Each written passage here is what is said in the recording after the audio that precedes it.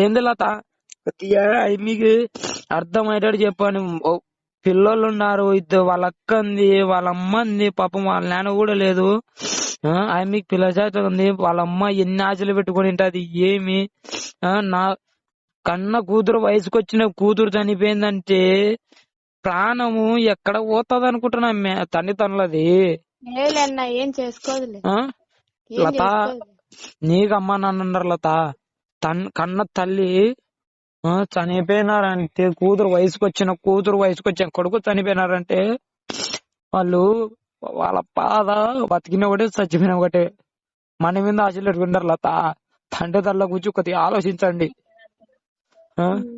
నేను బూర్లు ఇడిచిపెట్టిపోయినది ఎందుకు అనుకుంటాం. అందుకే నా వల్ల మళ్ళీ ఏమో ఎవరికైనా రోగం నా రోగం ఏడ తలుకుంటా అని భయంతో నేను అట్నే నేను పోతున్నా.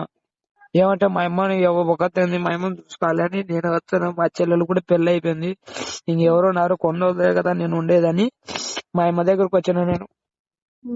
లేక నేను అక్కడనే చచ్చిపోయాను. నేను అక్కడనే ఉండి అక్కడనే చచ్చిపోయాను నేను.